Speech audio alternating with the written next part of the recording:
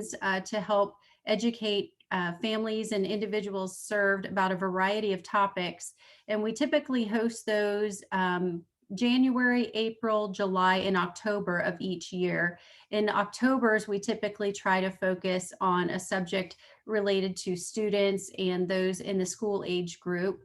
Other sessions that we host focus on Social Security, disability benefits, stable accounts and trusts, and guardianship. Those are the 4 topics we typically rotate annually. And sometimes we also host some other sessions as topics seem relevant. So if you're interested in attending any of those other topics, I encourage you to visit our website at riversidedd.org or our Facebook page. And that information is also shared with school districts throughout the year. So for tonight's information session, Understanding My Child's IEP, we're happy to have experts from the field and from the local area to help bring a lot of information to you to help you understand the child's IEP and to be able to contribute and get the most out of it for your child.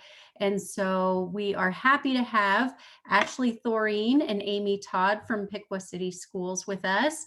Amy Todd is the Director of Special Education Services, and Ashley Thoreen is a parent mentor. So I think you guys are going to really enjoy hearing everything they have to say. Thank you again for joining us, and I hope you really enjoy it. Thanks.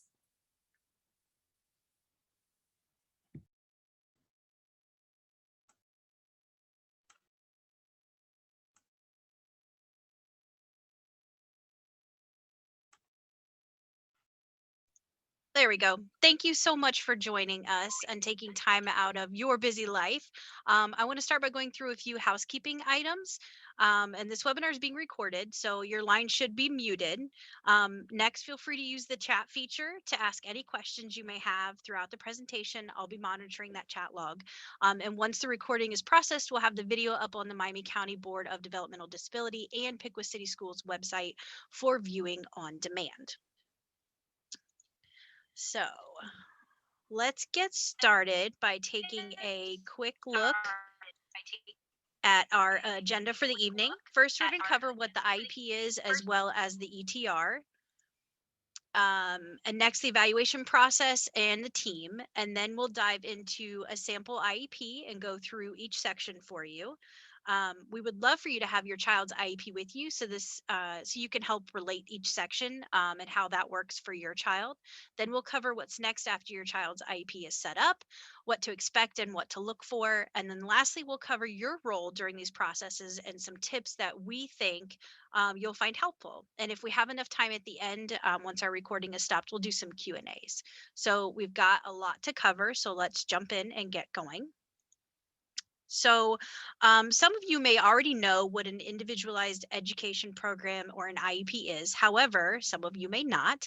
So we wanted to start with a short video to kind of help give a backstory for that. So give me thumbs up or messages in chat to make sure that you guys can hear the audio, okay? Hello, I'm Ashley Thoreen, the parent mentor for Piqua City Schools. Today I want to talk to you about the alphabet soup of special education, the ETR and the IEP. If you're new to the special education world like I once was, the acronyms can drive you bonkers. But the good news is that I'm here to explain all of this to you. You'll hear 2 things often. One is the ETR, or the Evaluation Team Report, and the other is the IEP, the Individualized Education Program. They're linked. You can't have an IEP without an ETR. Let's learn more about the ETR first. If your child is suspected to have a disability through the school system, your teaching staff will develop a plan for evaluation with you and get your consent. A team of staff, including the school psychologist and other identified service specialists, will conduct some routine tests with your child during the school day. These tests will be presented in one document called the ETR. This evaluation process is completed at least every 3 years between preschool and graduation to determine if a student's eligibility for special education services is still needed. The IEP, or Individualized Education Program, is a guiding document for the services developed based on the results of the ETR for your child. Think of an IEP as a map to a destination. Each road, turn, and pit stop is a section of the IEP. Each section has a goal based on the student's needs and explains what services will be provided for them in order for them to reach that goal. It's the framework for your child's specialized education. In order for your child to receive special education services, they must be identified under one of 13 categories for the state of Ohio. I myself am a parent of a special needs kiddo, and I don't think of this per se as a label, more of a formality of why services will be provided. Regardless of his identified category on his ETR, I just want him to grow, develop, and live up to his greatest potential. His IEP ensures that there's an educational roadmap towards him reaching his potential. For a more in-depth look at the 13 disability categories, please visit the Ohio Department of Education website under Special Education and Disability-Specific Resources. If you are a parent or guardian of a child with special needs and you're looking for more support and resources, please visit your County Board of Developmental Disabilities or www.ohioparentmentor.com.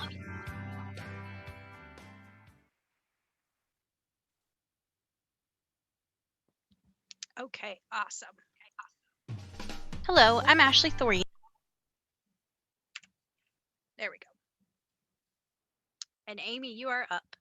All right. Well, actually, after that, I'm not sure we even need to go on. I think that captured it. So we're done. Thanks for coming. Just kidding. I do want to let you know that we're going to kind of, I'm going to go through, there's quite a few slides here with quite a bit of talking, but, and I'll talk as fast as I can, but there's just a lot to share, a lot to be said, and we couldn't possibly cover it so in depth in just an hour's time. So, if you have questions, make sure you're logging your own questions. That way, if there's something we can help with and follow up with afterward, we can take the time to do that or get you connected to the right person to get some assistance. So again, like I actually said, I might go through some things that are things you already know. But maybe, hopefully there'll be a takeaway tonight that you'll go, I didn't know that before. So you'll have some new learning happen. All right, we're going to start with, again, talking about that referral process. So just to make sure everybody understands that a referral can be made on behalf of a child from a number of people. Often it's school personnel. In the school system, we have a system called response to intervention. As students complete their everyday work and tasks and classroom assessments, teachers, they might notice a student, sometimes a whole group of students, a whole classroom of students that struggled with something academically, or maybe a student is struggling with something behaviorally. That teacher responds to that information that they just took in with changes in the way they're teaching. They might change the content a little bit. They might change expectations for the kiddo. Sometimes that's not enough to make a difference. And so a teacher wants to sometimes work with a small group. They'll use a scientific-based learning model for a particular concept, like for reading or calculating or self-regulating emotions. And then when a teacher adds that level of additional intervention for a student, they're going to monitor their progress. They want to see if there's a response to that intervention. If it's making a positive impact, a teacher, general classroom teacher, is going to keep going with that with hopes of that student mastering whatever it was that they hadn't mastered or weren't able to accomplish before. Sometimes it's not making a positive impact. And so the teachers will adjust to a different intervention. They're going to progress that for a while. When we think about that process of kind of trial, it takes sometimes, I don't know about you, but if I want to start something new, start doing something different, like for instance, exercising, it takes me a while to get in the throw of things and to see some of those results. So just as that happens, this takes time sometimes. Change, like anything else, isn't really quick, and intervention can take 6 weeks of some regular delivery of that intervention, sometimes before we can see those gains or provide enough evidence that we're not getting a gain out of that.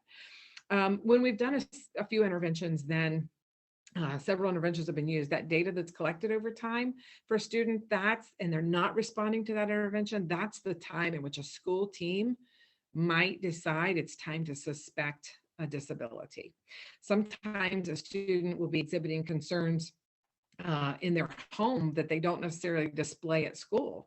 So it's important to be, if you're going to make that justification or that referral, to be as specific as possible why you want to refer your child. Because again, remember, the school may not see the same things you see at home. A physician or a clinician can recommend a parent make a request. I have even seen some physicians will have written on a prescription pad a prescription. The student needs an IEP or a 504 plan, they write. And a school at that time is going to treat that. Obviously, a doctor can't write a prescription for an educational program, but we do treat that as if they're making a referral. And then we would follow those same steps. So if you have any evaluations from an outside agency, or an outside source, you want to make sure you share those with the school, because that's what's going to help them get a full picture. When we talk about that referral, it is best to put it in writing. A 30-day clock begins when an administrator, that would be me, or a director, administrator could be a building principal, when they receive that request from you. We have a clock that starts. Now, that may not be the same day that you actually wrote the request, because it has to get, whoever you delivered it to has to get to that next person. But personally, as far as Piqua City Schools goes, our team of school psychologists, the first thing they're going to do is start gathering academic, non-academic data like attendance, that kind of thing that's been collected, and meet with the child's current teachers. Depending on the time of year, it might be their past educational team, to get more information. They may ask you to sign a consent for access to an outside evaluation if you haven't already shared it with us. So they can be considered, so that document can be considered by the school district. You want to be an open book with any outside services, because you want everything to be considered to give the full picture of what's happening with your kiddo. If the district doesn't have data to support a suspicion of a disability that's negatively impacting the student's access or progress in the general ed curriculum, then they may write a prior written notice to parents. That's that word that's thrown around a lot, the PRO1, the PRO1. That's what it stands for, a prior written notice to parents. That's where that official document that captures decisions made. Unfortunately, that document uses the language, it uses the word "the school refuses." And even the word refuses sounds really harsh, like almost like a school is opposing you. But what it really is, that the school has data that's justifying their professional decision to say, we don't suspect disability right now. And it's not meant to be adversarial. It's just kind of informing you and letting you know at this point, based on this data, we don't also suspect a disability, an educational disability that's negatively impacting their education.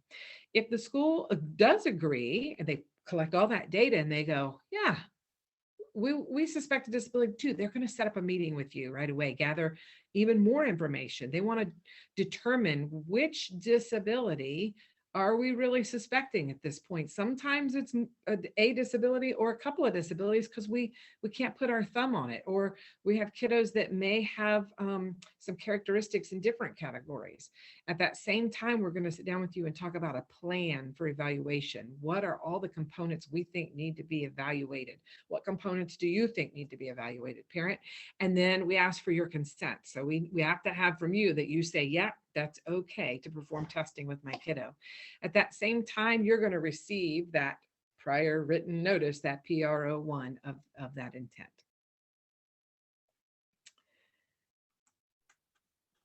Okay, so now that we have an overview of what the IEP and the process of how it works looks, let's take a look at who makes up that evaluation team. If you've just given consent for your child to be evaluated by the school staff for special education, you might be wondering, what's next? Well, no fear. There is a complete team of superheroes ready to help evaluate your child and compile their knowledge into an evaluation team report. These heroes partner with each other to ensure that a thorough evaluation of your child is conducted and presented to you as the parent. Today, I want to share with you who is on this team. First is a school psychologist. They complete a full assessment of your child to determine eligibility for special education and specialized instruction, and then they help interpret the results and identify your child's superpower. Next is a general education teacher. They share information about how your child is doing in their classroom, and they can try new approaches for teaching and report out what has worked and what hasn't in the past. Along with them are the intervention specialists. They may join the general classroom to observe and do testing, and they work next to the general education teacher to establish techniques that may provide a better learning environment for your child. And then we have the school nurse. They will use their superpowers to evaluate a general hearing and vision test for your child. This helps to rule out any potential medical issues that could be a cause for academic performance or behaviors, such as maybe your child isn't able to see long distances, which could cause them to not be able to see the board during class. The related service specialists are a sub-team altogether. They comprise and evaluate areas such as speech and language, motor function, and everyday skills. They include the speech therapists, occupational, and physical therapists. And last but not least, you. Yes, you're part of this team as well. You're one of the biggest players. You'll be asked to provide information about how your child is doing at home and provide comments, concerns, and share successes too. You're an integral part, and you participate in the ETR meetings as well as the IEP planning meetings. And from time to time, we may call on other superheroes to attend an ETR or IEP meeting. These could include myself as the parent mentor for the district, or other agencies such as Opportunities for Ohioans with Disabilities or Miami County Board of Developmental Disabilities, as well as other support professionals like Samaritan behavioral health therapists. Just remember, there's an entire team behind you and other professional superheroes to support you and your child through the special education process.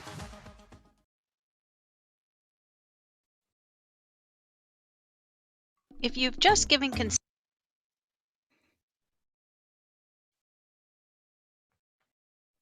Took me a second. I got it. All right. So we talked about that process of getting to the point of an evaluation. So here we are at evaluation. That assessment process, from the time that you sign that consent, that a new clock starts. So we have 60 days, can't go over 60 days, but sometimes it can go under 60 days to get that all that assessment done, and then have that team meeting. ETR stands for Evaluation Team Report, and then determine eligibility. So one of the things we want to talk about is there are lots of people often as part of this, what Ashley just showed in her video, and they all have a part that needs to get done, sometimes one-on-one with your kiddos. Sometimes they're creating a document of the observations they've made or data they've already collected. A lot of times for a parent, you're going to get some information that they need back from you, background information, or to complete like a social emotional behavioral survey.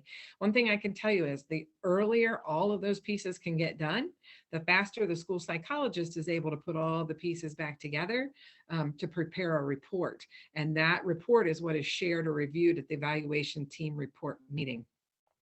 There's, like we said, there's usually a lot of people who have things who are going to be at that meeting. So that can feel a little overwhelming when you walk in and there's a lot of extra people around the table. There is a process, kind of what I call a rule out process in eligibility. Really, it's the federal way to kind of safeguard the identifying kiddos for a disability when they may have a current lack of academic progress, but it may be attributed to something other than a disability. So we don't want to accidentally over-identify kids who really shouldn't be identified. And so they go through this rule out process. One of those pieces is the lack of appropriate instruction. When we talk about that, sometimes the word appropriate instruction, people tend to go directly to how they were taught. So that is an important piece. I mean, the state of Ohio says that the instruction, for instance, in reading, has to have the essential components of reading instruction. But sometimes we forget that lack of appropriate instruction is also where we have to look at a child's attendance.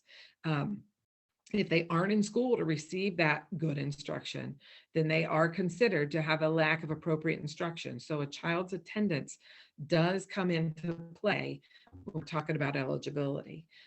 Once that's ruled out, the team determines if the child meets the criteria for a particular disability.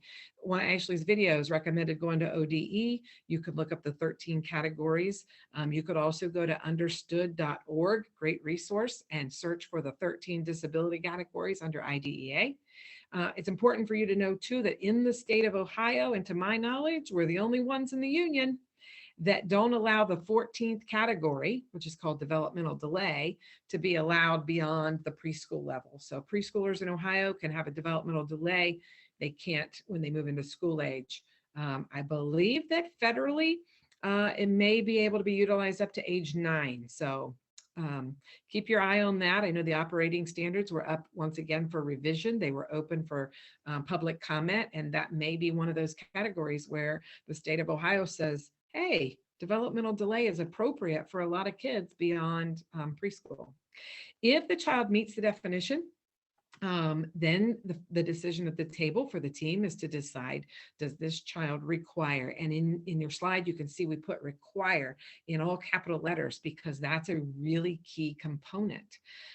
Specially designed instruction means that there's some adaptation to the content, the methodology, or the delivery of instruction that addresses the unique needs that are resulting from the disability, or to ensure that the child can access the general education curriculum. So that's kind of what the question is at the table when we're all making that decision. Do they require specially designed instruction?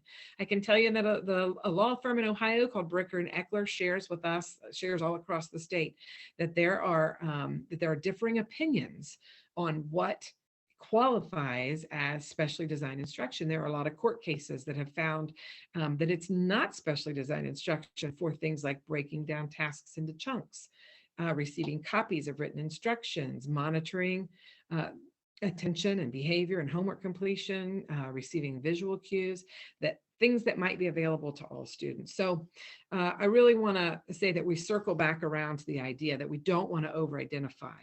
We want to be careful about what we call over support. That might sound a little silly, but I want to put it in this context.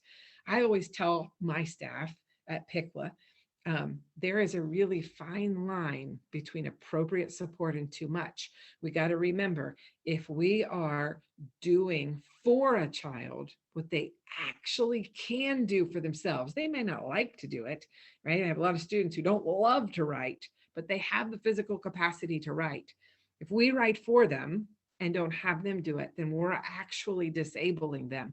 So we have to be careful that we aren't over supporting sometimes.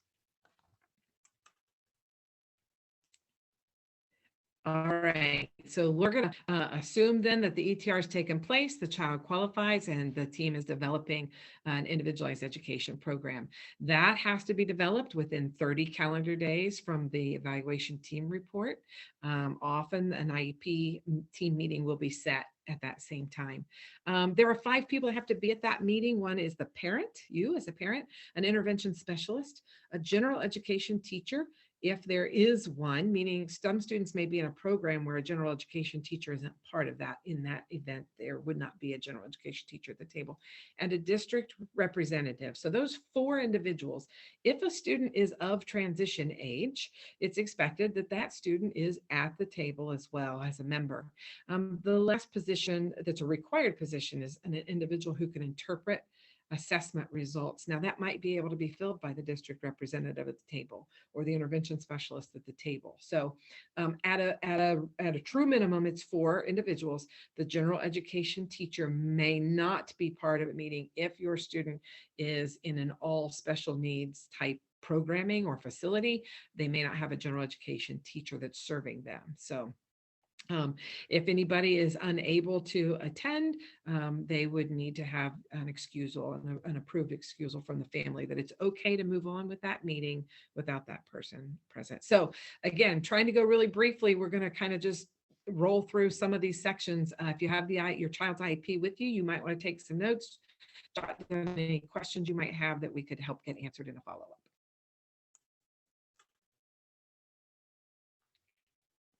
Okay.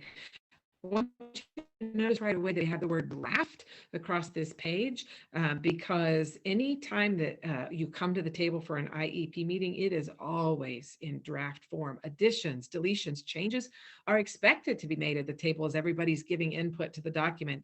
And that especially means you as a parent. Your voice needs to be heard, and when it's heard, it should be seen within that document. So the draft is just a first round proposal from the district based on the data and the knowledge that they have about your kiddo.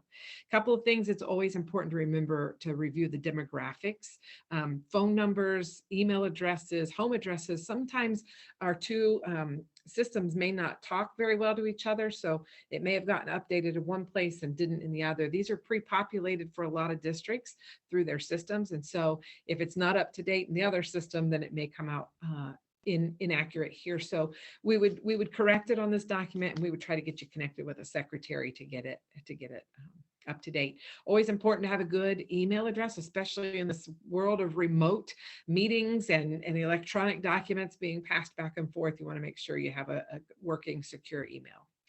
The review date of the IEP is another important piece of the cover page, or I'm sorry, reviewing the dates. Remembering that ETR, the date in which everybody met, agreed, signed, it's good for 3 years. The IEP, same thing, the day we met, agreed, and signed. That document itself is good for 364 days, so for 1 year. Some districts will use the other box, so you'll see that in the bottom left-hand corner to capture kind of important notices. In Piqua, that's where we put our notice to you about scholarship information. We'll put a notice in there annually that if you agreed for the Medicaid reimbursement, that we might use your child's name and date of birth to send to Medicaid, just for them to verify that your child did receive those assessment and related services. So take a minute of your document with you to just kind of look over your demographics to see if there were any errors that you need to alert your school to. In the other box, sometimes people will put things like my child needs to wear glasses. A school might put the school schedule in there. You may have some medical concerns that are there. So again, just take a look at your front page and see if there's anything you need to make a note of to alert your school that might need to be included. All right, moving into the future planning section. This is definitely a place where your words should be seen about what your hope for your child's future is. At younger ages, it might be about what you hope they accomplish this school year, over the next few school years, maybe academically, behaviorally, socially. For older students, it might be a statement on what you see your child doing after they leave high school, such as employment, college, independent living. It's really important to allow your child to have a voice in this box as well. Sometimes we as parents, we can override what we want for our child, and it doesn't match what they might want for themselves. And you need to know that in that box, there is room for both perspectives to be captured. Staff may also put their hopes for your child here too. The next piece is special instructional factors. I always talk about this like a table of contents. And some of the things, whatever you see marked there means you're going to see something about it in the rest of the IEP. So for instance, if they marked that there is a behavior that is impeding their learning or the learning of others, you might see a goal later on. You might see a statement in the profile that describes the behavior. There might be a particular self-regulation strategy. So there might be accommodations in section 7. There might be preferential seating or verbal cues or frequent breaks or fidget tools that will address a behavior. Not always a goal, but somewhere, something about how that behavior is managed or supported.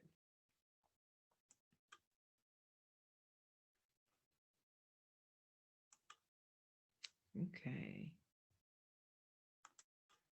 There we go. In this document and profile, you're going to see 5 headers. At Piqua, I have those auto-filled because in every profile, those 5 categories should be included, considered. Nothing less than that. Now, you can always have more. Sometimes teachers have a lot more to share. The profile could be multiple pages long, but those 5 headers are areas that we never want to forget.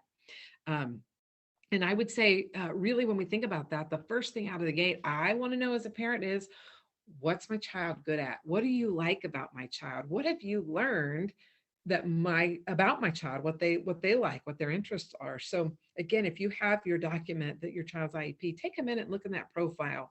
Can you find those pieces of information? Can you see where the teacher, the staff has gotten to know your child? It's also a place where sometimes there are pieces that if they were just working with your child to find out, The child may not have revealed to the staff something that they're good at or a particular interest, but you as the parent know your child better than anybody else. So this is a great time for you to say, you know what, I noticed my child's really good at, or really takes an interest in, maybe it's they really like to bake with you.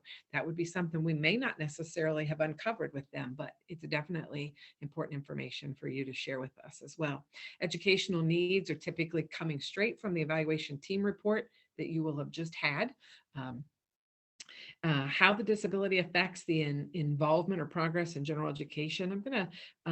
This gives a picture of what might be a hurdle for your kiddo, how it's affecting them. For instance, if basic reading skills or decoding was identified as a need, then for your child to read grade level text at the same pace as everybody else is a hurdle. That's how that disability is affecting them in the general classroom. The next section talks about successful accommodations or modifications. So an example, to keep with the same example we just used of basic reading skills, what might be listed here is maybe your student uses an app called Google Read and Write in order for them to choose digital text to be read aloud. Maybe the student has a bookshare.org account so that they can access textbooks and trade books that can go from text to speech. So that's what we're talking about as far as successful accommodations and modifications related to their disability. Sometimes there are things that have been introduced previously on a previous IEP or previous ETR.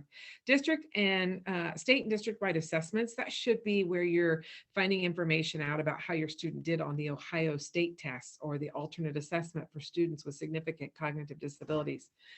I'm going to throw out some names for you too. So as you're looking at your child's document, you might see something about their scores on what's called Ames Web tests or DIBELS, DIBELS, MAP scores, iReady, STAR. In Piqua, we use Procore. These are all custom programs that help us gather some assessment data along the way towards those one-time state tests to see if kids are on track on their way to that state test. So you can take a look and see maybe what your district's using. Right, extended school year services. We've got to remember those are not the same thing as the old traditional summer school.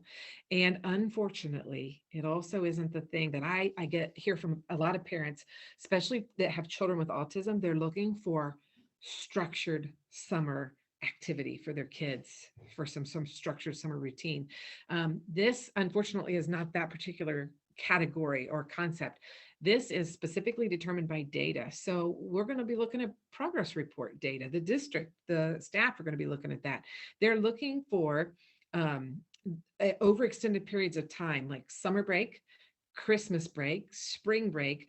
They're looking to see if the data shows that the student regresses or loses what they'd already mastered, but so much so that it can't be recuperated. They can't get back to where they were when direct instruction resumes and then continue to grow further.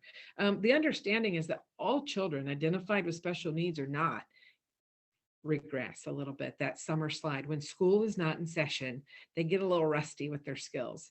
The key here is the amount of regression, and is there an inability with instruction when it resumes to get back to where you were and possibly grow.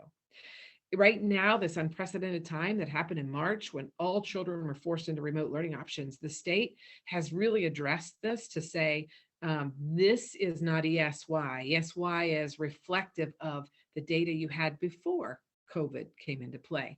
A typical school year and break. Right now, what we're talking about is lost learning due to COVID. And the districts are working really hard to do recovery learning services. I know in Piqua, all of our students were welcome to return to school in order for us to work really hard on trying to recover any of that lost learning. If the team doesn't feel that they have enough data to support ESY or to refute the need for ESY, then sometimes they'll have a date later. Like if we were to talk about it right now, we might say, oh, we need to collect data over Christmas break and spring break and come back and revisit in the spring to see if we need some extended school year services. All right. Transition. Marg Grayling is on the call. She has been the consultant for transition in our region for a long time. She knows that I could spend all day talking about this category, but since we don't have that time, I'm just going to let you know that it is important that a full transition plan is created. If today is our IEP meeting and your child is already 13 years old, that's our signal. We need a full transition plan because it has to be in place when they turn 14 in the life of that IEP. Just a couple of things to point out. The goal that's written there, it needs to be about what your child will do after high school, after they have graduated. So that language, the word will, should be in that box if you're looking at your child's IEP right now. It's also important that you know that in the age appropriate transition assessment that you're able to see what are called PINs in there. That stands for your child's preferences, your child's interests, your child's needs, and your child's strengths. We're supposed to gather that so that it can start to guide the services that they need. There are 3 categories. So that's training and education after high school, competitive integrated employment after high school, and independent living skills after high school. The other thing I would point out is under the services and activities, there's a box to the far right that talks about the person responsible for that.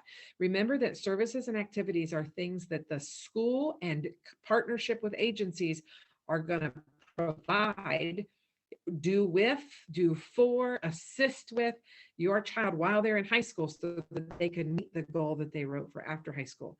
So that responsibility box should not have your child's name in it, and it shouldn't have the parent's name in it. Those are services that are going to be provided by either staff at the school or an outside agency that we've all agreed to bring into the fold with your child. So a couple of things to take a look at in your own document. All right. Ashley, you're up. All right. And we have another short video for you about transition services.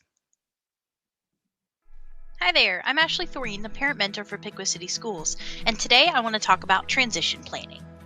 Transition planning helps students who have an IEP plan and prepare for life after high school. In Ohio, when a student turns 14, there must be a transition plan in the IEP. Now, planning isn't just about education in the future, it covers daily life skills and jobs also. The purpose of transition planning is to help your child set goals as a young adult. Goals are written with a result in mind, meaning that these goals are SMART. While goals for students in middle school might look more general, they will become more specific as a student progresses to high school. And don't worry if these goals change over time. As a student's interests and strengths change, so can their plan for the future. For all students, being a young adult after high school looks different. Some want to go to college for a degree, and others want to get on-the-job training. Some are interested in outdoor part-time work on a team with a job coach support, and another may want to work full-time indoors with less colleague interaction. Students and families may plan for their adult children to remain in their home living as independent as possible, and others may want to get a place of their own with a friend. It all depends on their abilities, their wants, and needs. Staff will help your child determine their preferences, interests, needs, and strengths with age-appropriate transition assessments, and then design services and activities that are special to your child to help them be able to meet their goals for life after high school. The first step is to create a future goal for training or further education. Sometimes a student may be interested in several options. The staff member may ask them to pick one to focus on for now, but know that it can change over time. The next step is to set a goal for future employment. What kind of job does your child dream of? Maybe they can't think of any, or they can't narrow it down. They may just know that they want to work full-time, and that's okay. And last is independent living. It's important to take an inventory of what your child has learned to do for themselves and what still needs to be taught. A lot of this is taught at home, but sometimes the school staff can help with things such as how to read a recipe or balancing a checkbook. Students are encouraged and by law required to be invited to an IEP meeting where transition services will be discussed. Once your student turns 18, which is the age of majority in Ohio, the consent for the IEP will be transferred over to the student. For more information about transfer of rights and the age of majority, please visit our website. Transition planning is all about a network of support, and not all transition services can be provided by the school. It really starts with the family and helping your child build self-advocacy skills. Often, specific services are provided by outside support agencies such as the County Board of Developmental Disabilities, or Riverside, or Opportunities for Ohioans with Disabilities, OOD. These support agencies, with your consent, will be invited to attend your IEP meetings to explain their services and options to you and your child. Just remember, transition planning is key for your child and will help them ensure that they are getting everything they can from their education.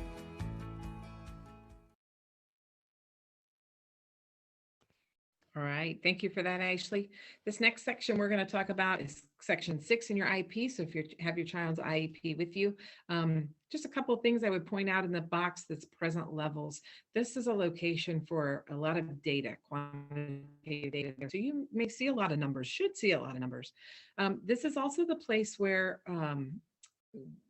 we typically will talk about what your student would or should be doing, same age peer would be doing in that content area. I always ask staff to be really sensitive. For parents, I know this section, this box is a hard place because we sometimes have to talk about what your child isn't doing, but I like to put the word yet. We want to focus on what they can do. That should be included here too. But we also we have to kind of point out what they need to do and that we just maybe aren't there yet. So always focusing on the fact that your child is growing and we know what target that we're moving toward, that we're growing. When you look at your goals, these two things should be somewhat connected. So if up in present levels, they're going to talk to me about maybe about math problems and how many I'm able to accomplish at whatever level that is. My goals should be about the same type of thing. I should be reading about the math problems that I ought to be able to solve. So there are a couple components under goal. Usually there's a condition. If you're looking at your child's document, I'd be curious to see if you find the word given. Given is a key word there because we want to set the stage. Where is my child? Is it in a small group, given a graphic organizer, that type of thing? How is the stage set for what my child's supposed to be able to do? And then the goal itself, the behavior. So we're looking for the word will in there. So if you're looking at your child's first goal, you're looking for the word will, and somewhere right after the word will, you should see one verb.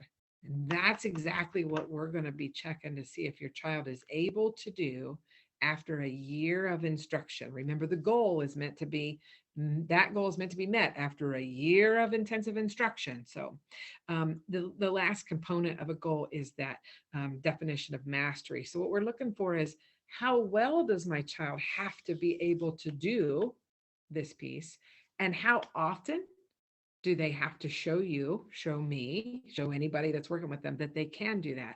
So again, if we're thinking about those math problems and I want them to be working on a mixed set of addition and subtraction, maybe I want them to be able to accurately solve 7 of those 10 problems. And I need them to solve 7 out of the 10 on 3 different occasions before I say, Mom, Dad, they've got it. They've mastered it. And so that's what those 2 pieces of information are sharing with us. Objectives or benchmarks are also on that page. And so those are those stair steps of what we're going to teach them in order for them to be able to reach that goal by the end of the year. Sorry about that, Ashley. I took a pause and you thought I was ready to move. You're okay. Move now. Okay. So in that next section, so section 7, as we move over there, it's called Specially Designed Instruction. And you are there, aren't you? Yes. Okay. Yep. You are there. Here's what I want to share with you is, even throughout the IEP, I kind of think of put everything in a medical model, right? Like a prescription. If I went to the doctor and I said, my desire is to lose weight, kind of like future planning. What do you desire for your child? What do you hope for in the future? For me, I want to lose weight. First thing my doctor is going to do is start by getting my history, getting my vitals, getting all that information. That's what's captured in the profile of an IEP. Then my doctor and I decide I need to lose 20 pounds and I need to lower my cholesterol level. I don't mind sharing with all of you. It's true for me. So we've set my goals. Those are my goals. Now I have to have a plan to reach those goals. I need a prescription of what I'm going to do on a regular basis in order to be able to reach those goals. This part of your child's IEP is, what do we need to do on a regular, maybe daily, weekly basis? What do we need to provide around your child in order for them to be able to reach those goals? In my medical model, for me, it might be I need 20 minutes of exercise 5 days a week. I need a caloric intake that's under 1200 daily. I need to do a weekly check-in with a dietitian. Those might be the same types of things that we would describe then over here in specially designed services. What are the things we need to do on a regular basis that are going to support your child in order for them to meet those goals that we just wrote in the last section? So there are a few different sections under there. Accommodations are listed, assistive technology. It's important to know under assistive technology that it's not just electronic devices. In this day and age that we're in, it seems like everybody has a helpful electronic device, but we don't want to forget some of those important things like a slant board for writing, for students that need to be provided with a pencil grip. Those are still technology that helps your child access their education. Right. This section is transportation as a related service. So specialized transportation, again, sometimes our kiddos do need that depending on where you live. If you have a bus stop that's down the street, around the corner, your child may not be able to safely get to that particular location.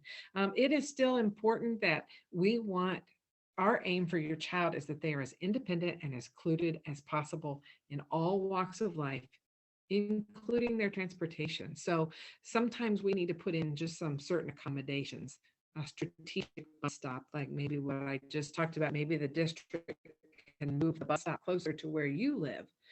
Maybe it can be, instead of having to turn a corner, it's a straight line of sight for you. And then it gives your child that independence to get there and the safety that eyes are still on them.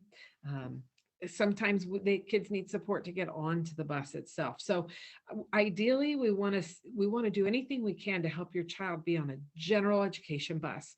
Sometimes that isn't possible, and that's okay too. And so we may need to add a special route or a specialized bus due to some additional equipment. Sometimes we just need a bus that has fewer students on it. The next section, section 9, is non-academic and extracurricular activities. So this section is really meant to address what are some of those non-academic extracurricular activities, not just always sports. It can also be clubs. It can be counseling services that might be available at the school, things like that. And we would put in here, what does your child need in order to be able to participate in some of those things? We've had students that will be part of a whole school assembly, but the noise level can be overwhelming. So they want to be able to see what's happening and be a part of it, but they might need some noise muffling or noise canceling headphones. And so this would be a good place to write that in. If we have a student that wants to be part of an after school club, but during the school day, they have a one-on-one aide that is there to support them in their learning, that they may need a one-on-one aide during the time that they're at that school club. So this is a time to have those conversations and work out a plan for those types of things. Okay, next section, general factors. And this is kind of a checklist to review to make sure that we've considered everything that's in there. You may come to a meeting and it might be what I call pre-slugged in the draft. Somebody may have already answered yes, but it's important to verify. You as the parent verify that yes, that statement that's being read there, that question that's being asked, that yes, you know that that's been addressed in that IEP meeting. If it hasn't, this is a great time to ask whoever's facilitating the meeting to remind you. Now, where again did we talk about that? And they can redirect you if you need that. But important things that we want to make sure that don't get missed or talked about. The next little piece that's on there is what's called least restrictive environment, LRE. We've talked a lot about this tonight, about how important it is that your child is served with non-disabled peers. And this section is where we justify any time that a child won't be served with non-disabled peers. All right. It's our obligation to serve your child in the general education environment and engaging them with non-disabled peers. But it's really about as much as is appropriate. So Amy, what about times when it may not be appropriate? Sometimes there are safety concerns for your child and for the others with your child. Sometimes when there's behavioral needs that aren't managed yet, that we're working with the child on self-regulation, and they might need to be removed from that large classroom at that time while we're working on those skills. Some students are overwhelmed with environmental stimuli, and so they need a quieter space. Sometimes, for instance, a student who's working on articulation with a speech language pathologist is going to need a quiet space. Sometimes it's specialized equipment that needs to be accessed, and it's away from their general ed peers. If there's a significantly modified curriculum for students maybe that are being prepared to take the alternate assessment, that may need to be happen in a location that's separated from their non-disabled peers. And so this is the box where we talk about why they may need to be removed at times. All right, moving in section 12. Statewide, district-wide testing. This is again just where we list what those accommodations are. Important to remember, the accommodations on this page and in this section need to be things that your child uses on a regular basis in all of their learning environments. One thing that I would say is a real culprit of unrest for a lot of people in the state of Ohio is the read aloud accommodation.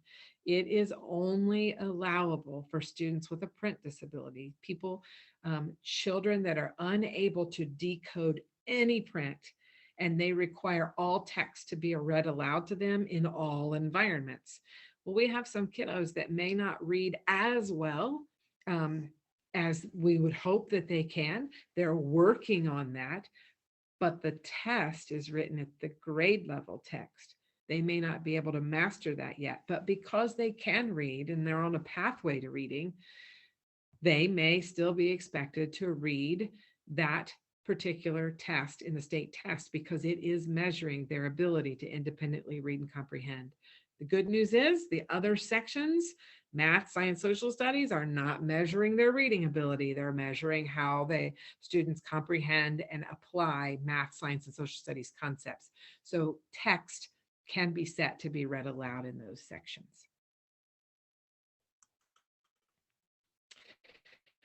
All right, exemptions. Sometimes students will be exempted from what they call high stakes consequences on particular items.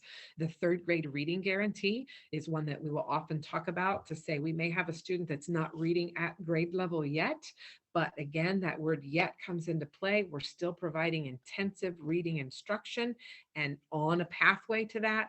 And so in order, knowing that information, they may have been working on intensive reading instruction for a couple years now. We say they still need to move into the fourth grade, and we'll keep working on intensive reading instruction rather than holding them back for what we know is a disability in that area. At the high school end of things, there are state tests at play right now. There are also some additional pathways. So I encourage you, if you have children at that age, go to the Ohio Department of Education website and look up the pathways for graduation. So you'll be really familiar with the different methods in getting to a diploma for your kiddo. It's always important that they take the test first. We want to use the score from that test, so the evaluation team report results and any classroom assessments to use to paint a picture, especially if we're going to say, you know what, this child, we have knowledge of this child, we're going to exempt them from the high stakes consequences and allow them to move forward toward graduation without having to meet a particular proficient level on this particular test. We never want to take that away too early because we always believe that our kids can do it. After they've taken the test, if we have a score that's really close, we might believe we can do some intervention and get them where they need to be.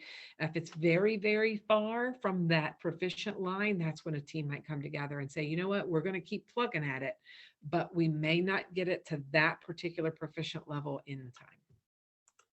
All right.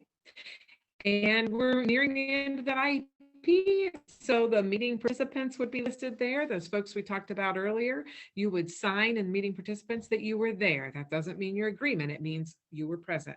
Section 15 are signatures to say, yes, I would like this IEP to be in place, or no, I don't agree with this IEP.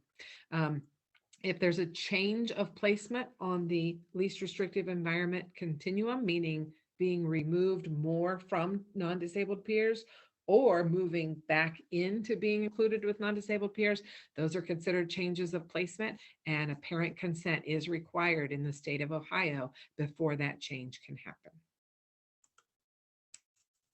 All right. And this very last page is for our kiddos that have visual impairments, and it is meant for the team to make sure they review whether a child needs particular instruction or instruction in their particular reading and writing modality or medium. And it is included with the IEP. All right, I took up way more time than I was allowed, Ashley. I'm so sorry. I am going to have to hop off of this call, and you can wrap it up for everybody with those next pieces of information to share. Thank you, Amy. I Thank you all so appreciate much for attending. Excuse me. Okay, I will bring us home. So now what? Your IEP is signed, all your participants on the team agree, and the IEP is being implemented. Well, what then? It's progress monitoring time, and you are constantly worried about how your child is doing. I get it. My son has been on an IEP well before kindergarten. Just know that your team is doing everything they can to help your child progress with their education. So let's look at progress monitoring, what that is and what it should look like. So, progress monitoring. Goals should always be monitored to check on progress. Each goal is measurable with data points for mastery. Each progress report should share data on how far they are towards that goal. Now, remember, they have that whole calendar year, 364 days, to make that goal. So it doesn't mean that progress has to happen overnight. But progress monitoring happens at least every 9 weeks, but at sometimes 4.5 weeks. Now, keep in mind that some related services are offered twice a month for a short period of time. For instance, this just happened. My son has occupational therapy. His progress report is this week or early next week, and he's only had 2 sessions with his occupational therapist. So the first session, they spent their time getting to know one another, and she built rapport with him, which is great because he's not going to respond to somebody very well if he doesn't get to know them.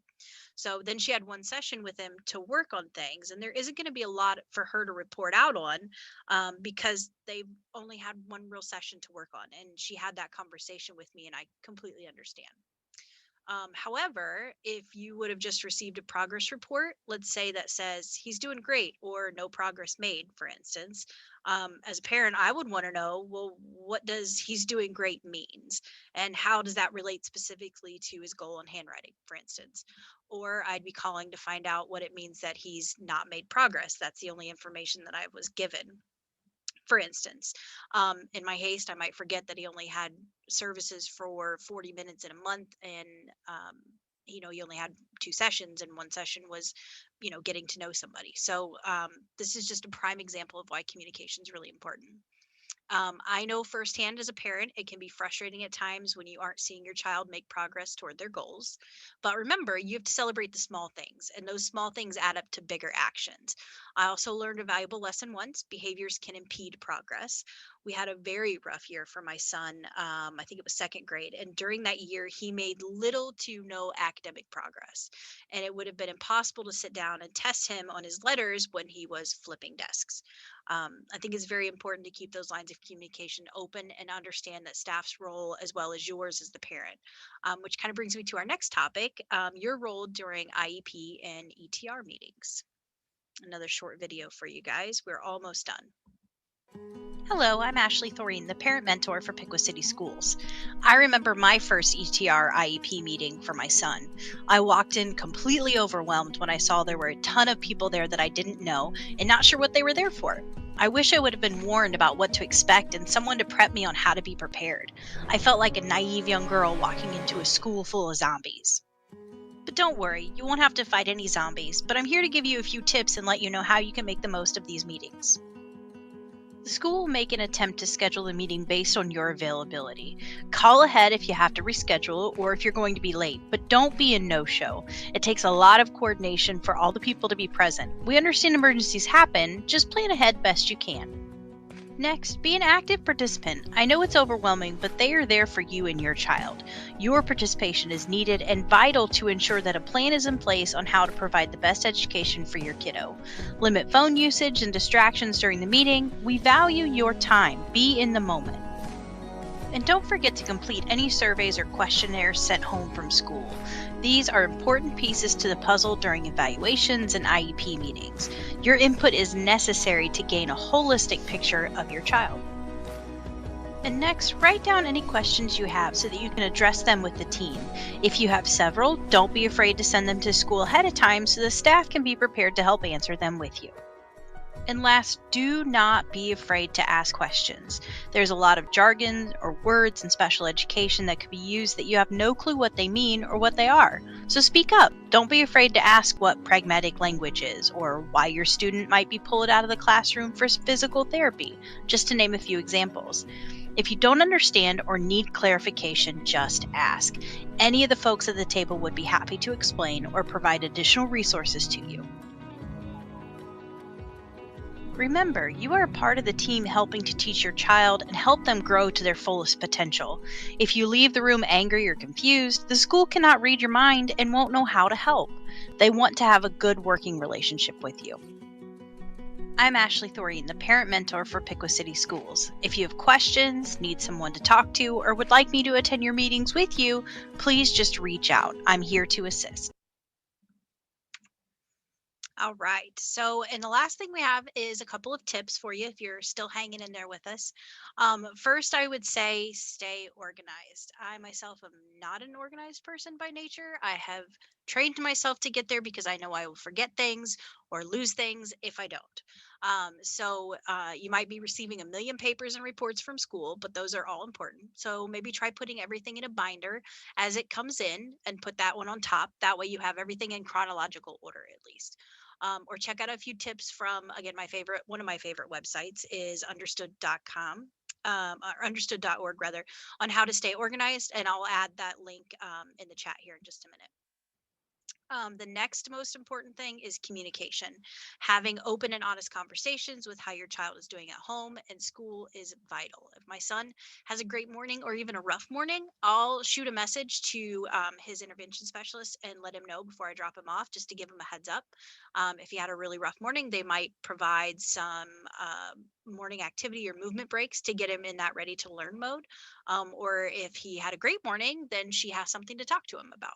So communication is the frame and building point for all relationships. And even if you don't think of it this way, you are in a relationship with your child's school and educators. Think about it. You're both in a committed relationship to provide the best education and doing what you can for your child to grow and develop. Next is two-way communication, give and take with active listening. This is so vital. Don't listen to respond, listen to understand. I'll say that again. Don't listen to respond, listen to understand. And then I'm going to put my shameless plug in here for another webinar that I'm actually helping to host. It's building positive relationships with your school. And this webinar is being hosted on Thursday, October 22nd. So next Thursday, 11 a.m. and 8 p.m. for families in Ohio. Um, Thank you to the Ohio Coalition for the Education of Children with Disabilities for hosting this webinar. And I'll share the links in chat to register if you'd like to also. So we are at the end of our time. So we do have a handout, and I think we'll get that out to you. But if you definitely want a copy of it, I'm going to put a link to a survey in our chat that you can fill out. It's going to take little to no time. And it just captures your email address so that I can send you the handout. So you have it. It's called IEP by the numbers, and it goes through every section of an IEP and gives you basically the rundown of the presentation that we gave you tonight. So I just posted in the chat the link to the survey. If you would please fill that out and let me know if you want that. Also, if there were sections of the IEP that we obviously couldn't go in depth on a lot of them to keep this at around an hour, and you would like more information, tell us in that survey also. We may just host another informational meeting. Because if you have questions, it's likely that somebody else has questions too. Then I linked the Staying Organized with IEP Documents link from understood.org, and then the link to register for that webinar for next week. Let's see. Oh, there's a really good question. I am going to address this one and then we'll be done, Melissa, if that's okay. The question was, does every school district have a parent mentor? If so, how do we find that out? So, first of all, not every district does. Some are based on county, some work out of their educational service centers. It really depends, but I'm going to put in the chat here where you can go to find out. It's ohioparentmentor.com. Makes me put a www in there. So Ohio is the only state, parentmentor.com. Ohio is the only state to have parent mentors. So you're pretty lucky to live here and be where we have them. But I think there's around 78 to 85 of us in the state. I am the only one in Miami County. I can tell you that. Troy does not have one. Miami East does not have one. So I serve specifically students in Piqua City schools.